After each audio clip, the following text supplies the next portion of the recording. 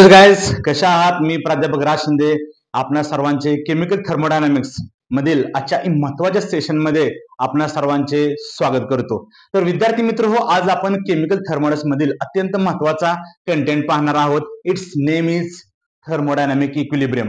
आज thermodynamic equilibrium बद्दल आपण डिस्कशन करणार आहोत. म्हणजे आपण केमिकल थर्मोडायनामिक्स शिकत असताना आपण वेगवेगळ्या सिस्टीम बद्दल डिस्कशन करत असतो की एखाद्या सिस्टीम मध्ये प्रोसेस कशा पद्धतीने होते, एखाद्या सिस्टीमच्या प्रॉपर्टीज कशा असतात.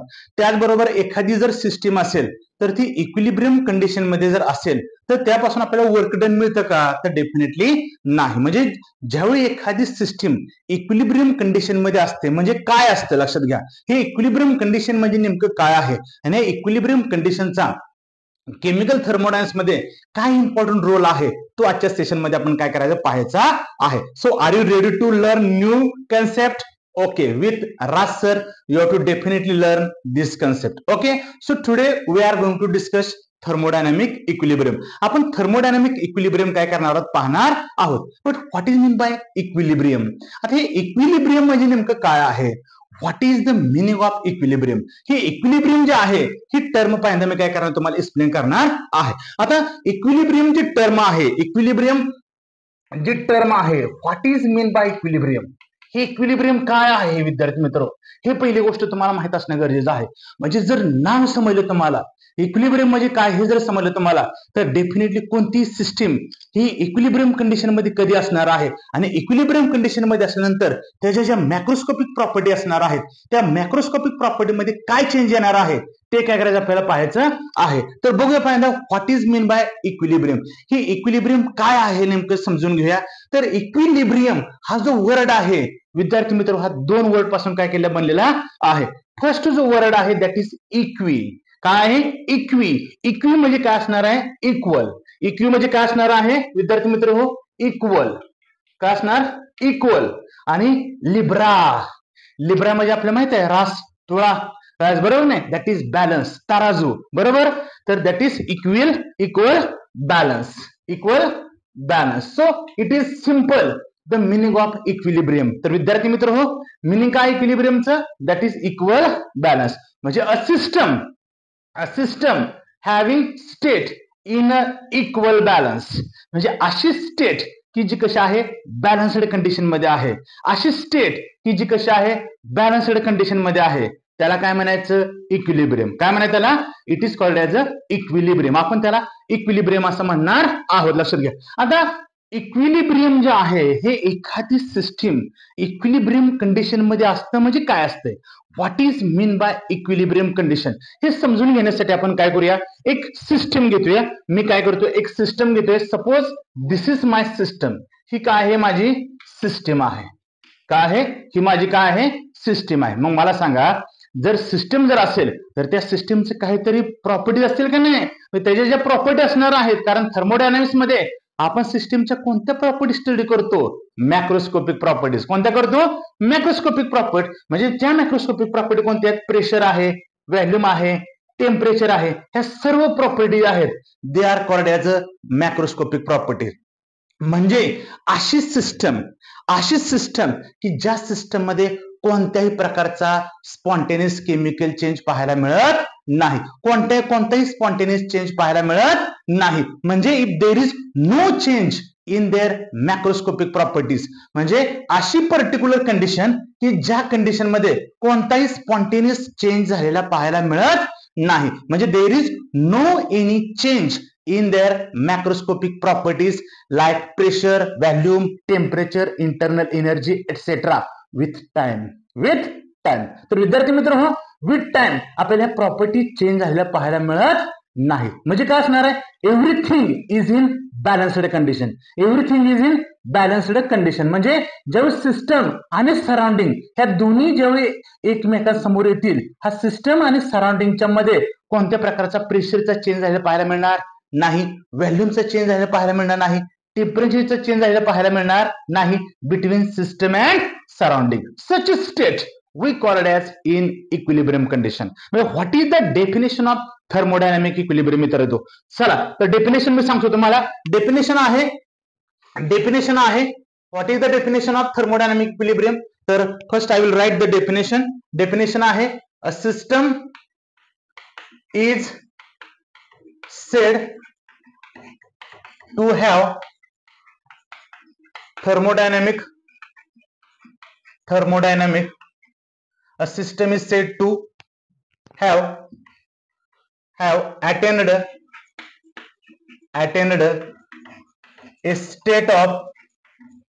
a state of equilibrium when there is no change in their functions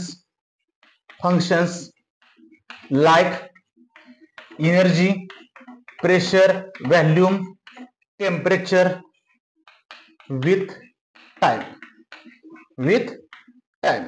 is called as a thermodynamic equilibrium.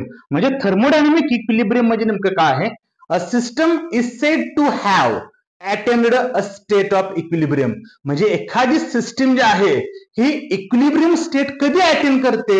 When there is no change in their functions like pressure, volume, temperature and internal energy with time. जर त्या particular त्याच्या असणाऱ्या ज्या macroscopic properties आहेत जसं की pressure, volume, temperature with time जर change होत नसेल तर त्या पर्टिक्युलर कंडिशनला आपण काय म्हणतो? Equilibrium condition. And that is called as thermodynamic equilibrium. म्हणजे थर्मोडायनामिक इक्विलिब्रियम मध्ये आपल्याला पाहायला मिळते की everything in the system is in balanced condition. Such condition we call it as equilibrium condition. तर आता what is mean by thermodynamic equilibrium? So that is the definition of thermodynamic equilibrium. So I will give you some examples in our day-to-day life. That first one, that is hot tea becomes cold when you have to keep in room temperature. जेव्हा आपण room टेम्परेचरला एखादा गरम चहा एकदम सकाळ सकाळी मस्त केलेला गरम चहा जर रूम टेम्परेचर जर प्लेस केला विद्यार्थी मित्र तर आपल्याला पाहायला मिळतं की तो जो गरम चहा झालेला आहे तो विथ टाइम तुम्हाला थंड झालेला पाहायला मिळतो. So it attain the thermodynamic equilibrium. Second example आहे हँगिंग पिक्चर फ्रेम असं त्या भिंतीवरती हँगिंग केलेलं पाहायला मिळतं. ती जी पोझिशन आहे that is called as thermodynamic equilibrium. किंवा water which is present in closed container, they are the examples of thermodynamic equilibrium. तर विद्यार्थी मित्र समजलं तुम्हाला? It is very simple.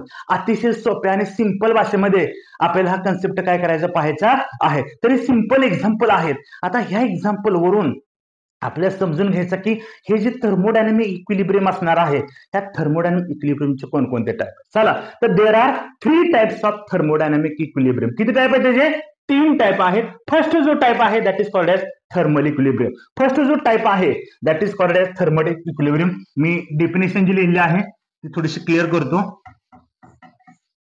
म्हणजे आपल्याला लिहायला व्यवस्थित जाईल. ओके चला डेफिनेशन आहे. फर्स्ट जो टाइप आहे that there are 3 types of thermal equilibrium. First जो टाइप आहे तो मी मेन्शन करतो. This is called as thermal equilibrium. त्याला काय म्हणायचं? Thermal equilibrium. अतिशय सिंपल आणि साधा कन्सेप्ट आहे पण अतिशय महत्वाचा आहे. सेकंड जो आहे that is called as mechanical equilibrium.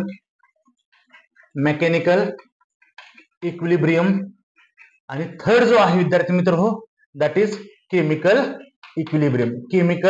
Equilibrium. अतिशय छान आहे. तुम्ही माझे सगळे व्हिडिओ बघा. मी अतिशय सिंपल आणि एकदम लुसिड लँग्वेज मध्ये सगळे कन्सेप्ट तुम्हाला समजून सांगण्याचा प्रयत्न केला आहे. आणि सगळ्यात महत्त्वाचे म्हणजे आपल्या मातृभाषेमध्ये जी मराठीमध्ये आपण काय केलं पाहणार आहोत. वेगवेगळे सगळे कन्सेप्ट आहेत म्हणजे ज्यामध्ये इंग्लिश मराठी लँग्वेज मध्ये काय केली सगळं सांगितलेलं. एकदा वाचा परत वाचायची गरज पडणार नाही. अतिशय सिंपल असे केमिकल थर्मोडायनामिक्स मधले कन्सेप्ट मी अतिशय छान पद्धतीनं वेगवेगळे example day to day life मधले घेऊन ते सगळे कन्सेप्ट काय केलेत क्लिअर करण्याचा प्रयत्न केलेला आहे. चला बघूया मग आजचा जो काय पॉइंट आहे next point that is the types of thermodynamic equilibrium. तरी 3 टाइप आहेत विद्यार्थी मित्र. बघून घ्या कोणकोणते टाइप आहेत. फर्स्ट जो आहे का सांगा काय आहे सांग कुठला आहे? Thermal equilibrium. First is thermal equilibrium. Second जो आहे मेकॅनिकल इक्विलिब्रियम आणि थर्ड कोणता आहे? Chemical equilibrium. There are 3 important types of thermodynamic equilibrium. म्हणजे एखाद्या कंडिशनला आपण जर थर्मोडायनामिक इक्विलिब्रियम कंडिशन जर त्या सिस्टीमची त्या स्टेटची जर सांगत असेल तर त्यावेळी ह्या तिन्ही इक्विलिब्रियम कंडिशन्स येणे जास्त गरजेच्या आहेत.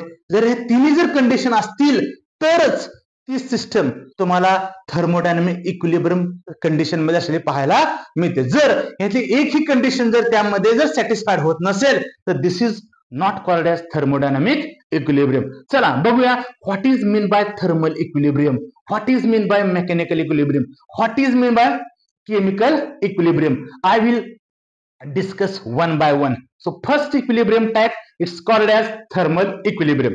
चला थर्मल इक्विलिब्रियम आपण काय करूया बघूया. What is the definition of thermal equilibrium. तर थर्मल इक्विलिब्रियम म्हणजे काय, temperature if temperature of the system, if temperature of the system remains constant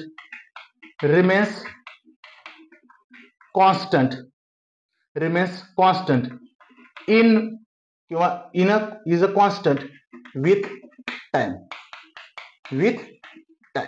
If temperature of the system remains constant with time, such equilibrium condition is called as a thermal equilibrium. Thermal equilibrium म्हणजे काय, thermal की ज्यामध्ये temperature काय राहणार, constant राहणार. The temperature of the system cannot exchange between system and surrounding. System आणि surrounding मध्ये कोणताही टेम्परेचर डिफरन्स तुम्हाला पाहायला मिळणार नाही. म्हणजे सिस्टम आणि सराउंडिंग, जर एखादी सिस्टम जर थर्मल इक्विलिब्रियम कंडिशन मध्ये जर असेल तर त्यावेळी सिस्टम आणि सराउंडिंगचं असणार जे टेम्परेचर असणार आहे ते कसं पाहायला मिळेल तुम्हाला, सेम पाहायला मिळेल. म्हणजे डेफिनेशन काय आहे, if the temperature of the system remains constant with time such equilibrium condition is called as a thermal equilibrium condition. आता ही थर्मल इक्विलिब्रियम कंडिशन मध्ये जर आपण एक्झाम्पल जर त्याची पाहायची मिळेल तर थर्मल इक्विलिब्रियम कंडिशन मध्ये काय सांगणार आहे. सपोज मी तुम्हाला दोन कंडिशन सांगतो. एखाद्या कंडिशनला थर्मोडायनामिक इक्विलिब्रियम कंडिशन कोणत्या कंडिशनला म्हणायचं आणि अशी कोणती कंडिशन असणार आहे की ज्याला थर्मल इक्विलिब्रियम कंडिशन म्हणायचं नाही. तर त्यासाठी दोन मी गोष्टी सांगणार आहेत, सगळ्यांनी लक्ष द्यावं व्यवस्थित. सपोज एक सिस्टम आहे, सपोज काय आहे, एक सिस्टम आहे की ज्यामध्ये टेम्परेचर आहे 25 डिग्री सेल्सिअस, 30 डिग्री सेल्सिअस आहे, 35 डिग्री सेल्सिअस असेल, 25 डिग्री सेल्सिअस असेल, 23 डिग्री सेल्सिअस असेल. म्हणजे डिफरंट टेम्परेचर व्हॅल्यू जर असतील, जर सपोज ही बिफोर असेल, जर इक्विलिब्रियम कंडिशन डेव्हलप होण्याच्या अगोदर कंडिशन असेल ही जी कशी असेल, इनिशियल कंडिशन जर असेल इनिशियल, तर त्या कंडिशनला नॉन थर्मल कंडिशन म्हणू शकतो आपण. काय म्हणू शकतो, नॉन थर्मल इक्विलिब्रियम कंडिशन, की ज्या कंडिशन मध्ये टेम्परेचर कसं आहे, very it cannot B same at all point, at every point temperature कसं राहणार आहे, ते चेंज आहे. So this is not the condition of thermal equilibrium. पण जर आपण एखादी सिस्टीम जर थर्मल इक्विलिब्रियम कंडिशन मध्ये जर असेल तर समजून घ्या at every point it's temperature is a same. त्याचं टेम्परेचर जे आहे हे तुम्हाला सेम पाहायला मिळेल ऍट एव्हरी पॉइंट. प्रत्येक पॉइंटला जर आपण त्याचं टेम्परेचर जर पाहिलं तर टेम्परेचर तुम्हाला सेम पाहायला मिळेल. म्हणजे ही जी कंडिशन असणार आहे this is non thermal equilibrium condition, की ज्यामध्ये टेम्परेचर कसं असणार आहे, डिफरंट असणार आहे. पण जेव्हा एखादी सिस्टीम इक्विलिब्रियम कंडिशन मध्ये येते आणि ते पण टेम्परेचरच्या, तर त्याला म्हणायचं थर्मल इक्विलिब्रियम, की ज्यामध्ये temperature of the system remains constant, it cannot be exchange between system and surrounding, किंवा at every point in the system, at every point in our system किंवा state the temperature cannot be exchange with time. Time बरोबर त्याचं temperature exchange झालेलं पाहायला मिळत नाही. With time its temperature is always constant. Such condition we called as thermal equilibrium. म्हणजे ही जी condition असणार आहे त्या कंडिशनला आपण काय म्हणतो, थर्मल इक्विलिब्रियम कंडिशन. कसली कंडिशन म्हणा त्याला, थर्मल इक्विलिब्रियम कंडिशन, की ज्यामध्ये at every point the temperature of the system is always constant with time. This is called as thermal equilibrium. तर समजला, अति सिंपल आहे. टेम्परेचर फक्त काय राहणार आहे, प्रत्येक पॉइंटला कसं राहणार आहे, कॉन्स्टंट राहणार आहे with time. This is called as thermal equilibrium. किंवा आपल्या सगळ्यांना माहिती आहे, सकाळी आपण मस्त सकाळी उठतो, सकाळी उठल्यानंतर आपण काय लागतो, आपल्याला चहा लागतो. काय लागतो आपल्याला, चहा, सपोज मी चहा घेतलेला आहे मस्त मध्ये एकदम गरम, आणि त्याचं टेम्परेचर एकदम गरम उकळलेला चहा घेतलेला आहे की ज्याचं टेम्परेचर किती असणार आहे 50°C असणार आहे. आणि रूम टेम्परेचर सपोज समजा आपण 30°C हे काय असणार आहे रूम टेम्परेचर आहे, सराउंडिंगचं टेम्परेचर असणार आहे. म्हणजे जो हॉट टी घेतलेला आहे इन अ कप असेल तर त्याचं टेम्परेचर किती असणार आहे 50°C असणार आहे आणि सराउंडिंगचं टेम्परेचर किती असणार आहे 30°C. म्हणजे ज्या पद्धतीने मी घेतलं की जर आपण बघितलं आपण जसं टेम्परेचर वेगळे आहे तसं सिस्टीमचं टेम्परेचर जास्त आहे आणि सराउंडिंग टेम्परेचर कसं आहे कमी आहे. म्हणजे काय होणार आहे hot T become cold when we have to kept in room temperature. तर रूम टेम्परेचर ठेवल्यानंतर काय होणार आहे जे पर्टिक्युलर हीट असणार आहे जे टेम्परेचर असणार आहे हे टेम्परेचर तुम्हाला चेंज झालेलं पाहायला मिळेल. आणि जेव्हा ही इक्विलिब्रियम कंडिशन मध्ये येईल त्यावेळी त्या सिस्टीमचं असणार जे चहा असणार आहे त्याचं टेम्परेचर हे तुम्हाला 50°C पाहायला मिळणार नाही. It becomes 30°C with surrounding temperature. Surrounding temperature एवढं तुम्हाला त्याचं पर्टिक्युलर टेम्परेचर झालं पाहायला मिळेल. त्या कंडिशनला काय म्हणायचं थर्मल इक्विलिब्रियम, की ज्यामध्ये सिस्टमचं जे टेम्परेचर असणार आहे ते पण फिक्स असणार आहे at every point with time. ते किती असणार आहे 30°C असणार आहे. त्याचबरोबर सिस्टम आणि सराउंडिंग ह्यांच्यामध्ये असणारा जो टेम्परेचर असणार आहे हे टेम्परेचर सुद्धा तुम्हाला तिथं सेम पाहायला मिळेल, सेम पाहायला मिळेल. That is called as thermal equilibrium, ज्यामध्ये सिस्टम आणि सराउंडिंग यांचं टेम्परेचर सेम असल्यामुळं दे कॅनॉट एक्सचेंज टेम्परेचर. त्याचं टेम्परेचर जे असणार आहे हे तुम्हाला सेम पाहायला मिळेल, कॉन्स्टंट पाहायला मिळेल. त्या पर्टिक्युलर कंडिशनला काय म्हणायचं थर्मल इक्विलिब्रियम कंडिशन म्हणायचं. किंवा अजून एखादं एक्झाम्पल सांगायला आपण फॉर एक्झाम्पल जर एखादं सपोज एखादा मी सिलेंडर घेतला आणि तो सिलेंडर कसा घेतलेला मी तर त्याची बाउंड्री जी असणार आहे सिलेंडर जी असणार आहे त्याची बाउंड्री कशी असणार आहे ॲडिबॅटिक असणार आहे.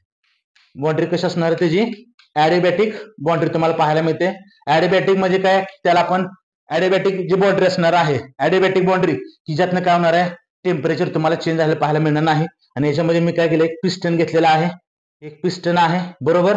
आणि त्या पिस्टनमध्ये मी काय केलंय एक वॉटर काय केले त्यामध्ये प्लेस केले गेलेलं आहे की ज्याचं सपोज टेम्परेचर किती असेल सपोज 50°C असेल. जर 50°C जर असेल तर आपल्याला पाहायला मिळते की बाउंड्री कशी असणार आहे बाउंड्री जी असणार आहे ती बाउंड्री असणार आहे ॲडिबॅटिक बाउंड्री असणार आहे की ज्यामधून टेम्परेचर तुम्हाला चेंज झाले पाहायला मिळणार नाही. म्हणजे at every point with respect to time the temperature of the system remains constant.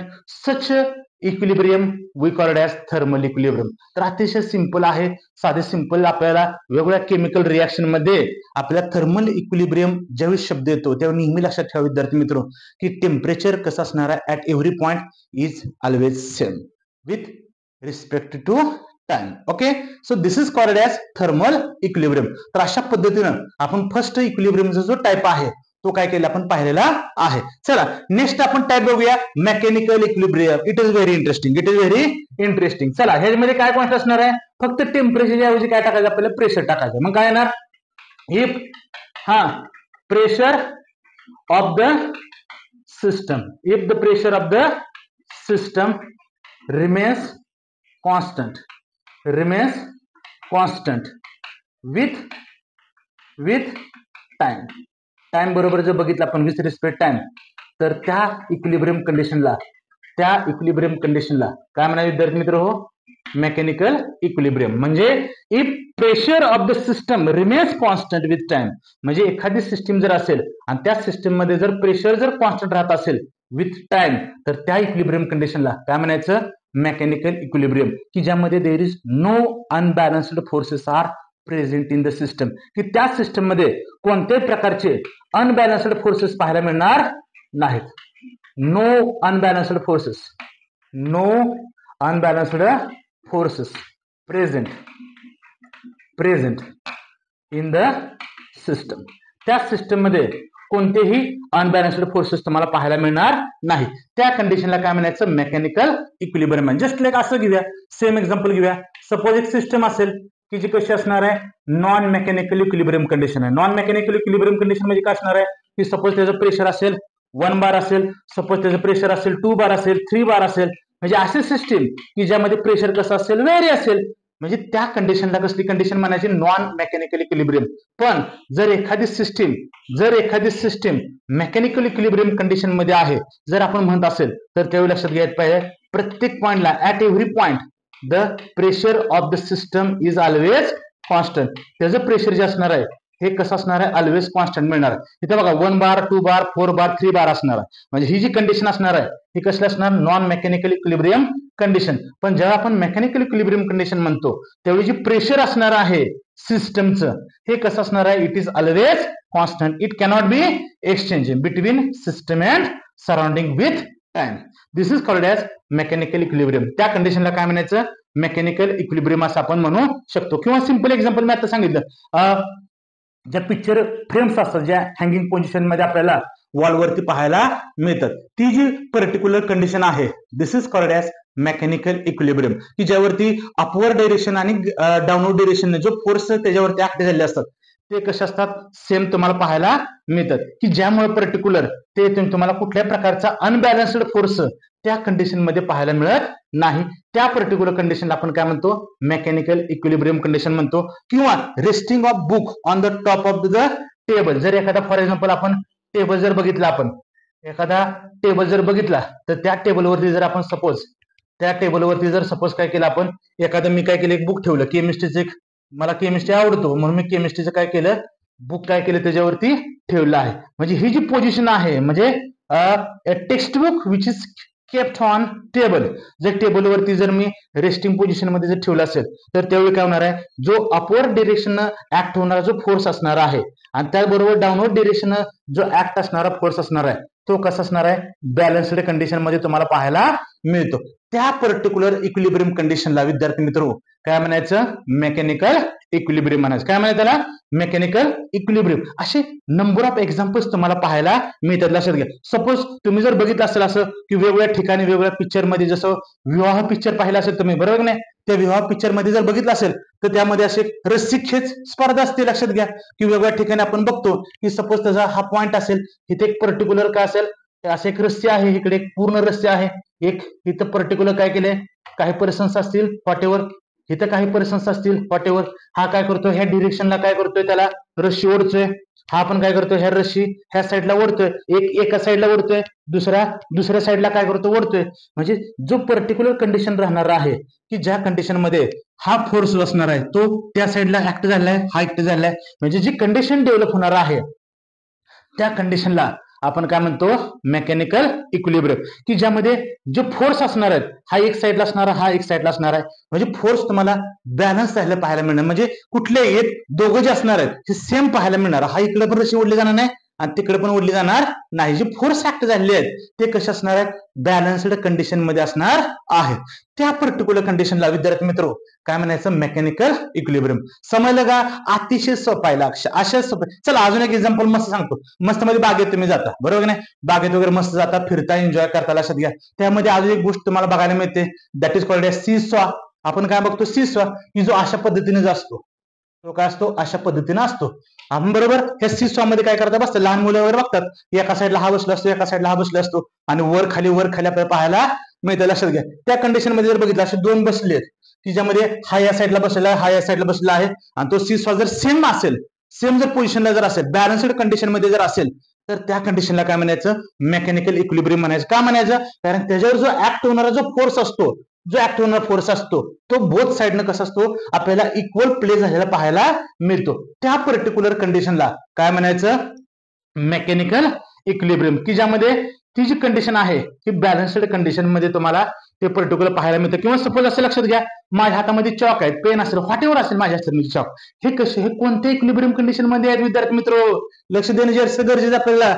कुठली कंडिशन असणार आहे, मेकॅनिकल इक्विलिब्रियम. कुठले असणार आहे, मेकॅनिकल इक्विलिब्रियम. का, वरून ऍक्ट होणार फोर्स आणि खाली जे ग्रॅव्हिटेशन फोर्स असणार ते सगळे बॅलन्स्ड कंडिशन मध्ये असणार आहे. त्यामुळे ते पर्टिक्युलर आपल्याला मेकॅनिकल इक्विलिब्रियमचं एक्झाम्पल सांगता येईल. लक्षात घ्या. किंवा एखादं पर्टिक्युलर पिस्टन, आता सपोज हे पिस्टनचं मी एक्झाम्पल जर घेतलं मेकॅनिकल इक्विलिब्रियम साठी जर बघायचं असेल तर त्या कंडिशन मध्ये काय होणार आहे, सपोज हा सिलेंडर असेल, बरोबर, त्यामध्ये आतमध्ये व्हॉटेवर माझी काहीतरी सिस्टम असेल, मग ती गॅसेस असेल, व्हॉटेवर काय असेल ते लिक्विड असेल, त्यामध्ये मी पिस्टन काय केलं, आतमध्ये काय केलं, त्यामध्ये फिट केलेला आहे.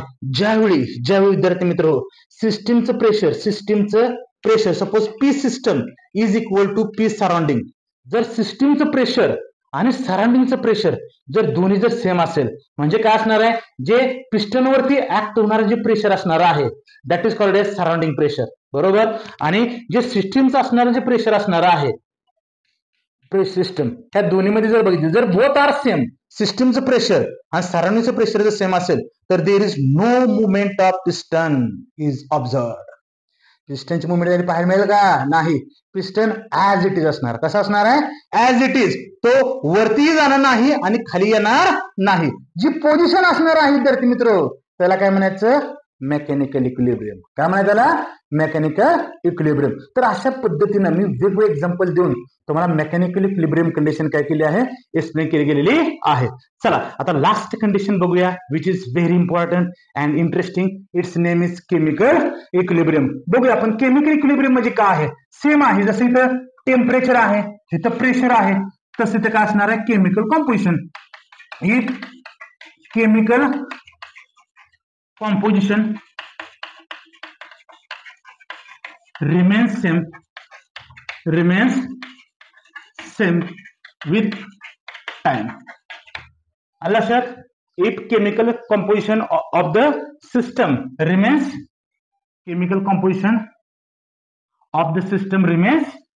same किंवा constant with time, that is called as chemical equilibrium. म्हणजे केमिकल इक्विलिब्रियम म्हणजे काय पाहायला मिळतं? जी सिस्टीम असणार आहे त्या सिस्टीमचं असणारं जी केमिकल कॉम्पोजिशन आहे, म्हणजे एखादी सिस्टीम असेल ती कशापासून बनली आहे, म्हणजे मॉलिक्यूल पासून बनलेली आहे का कशापासून बनलेली आहे, व्हॉट एव्हर, ऍटम पासून बनली असेल, आयन पासून बनली असेल, व्हॉट एव्हर असेल, त्या सिस्टीमचं केमिकल कॉम्पोजिशन हे रिमेन्स कॉन्स्टंट तुम्हाला विथ टाइम पाहायला मिळेल. त्या कंडिशनला काय म्हणतात? Chemical equilibrium. काय म्हणतात त्याला? Chemical equilibrium. म्हणजे जर आपण एखादं एक्झाम्पल सांगायचं, for example formation of carbon dioxide, formation of CO2 gas. आता मला सांगा जर सपोज एखादी नॉन केमिकल इक्विलिब्रियम कंडिशन असेल तर त्यामध्ये काय असणार आहे? हा तुमचा कार्बन सॉलिड असणार आहे, हा तुमचा O2 गॅस असणार आहे, हा कार्बन सॉलिड असणार आहे, हा तुमचा O2 गॅस असणार आहे. हे कसे असणार आहेत? तर तुम्हाला इक्विलिब्रियम कंडिशन मध्ये मिळणार नाही. प्रत्येक इंडिव्हिज्युअल आयडेंटिटी तुम्हाला पाहायला मिळेल. पण जर ह्याला कसली कंडिशन म्हणायचं? Non chemical equilibrium condition. बरोबर. पण जर इक्विलिब्रियम कंडिशन मध्ये जर असेल तर प्रत्येक पॉइंटला तुम्हाला काय असणार आहे? हा CO2 गॅस पाहायला मिळेल. CO2 gas. केमिकल कॉम्पोजिशन ह्याला म्हणायचं केमिकल इक्विलिब्रियम कंडिशन. कसली कंडिशन म्हणा विद्यार्थी मित्र हो?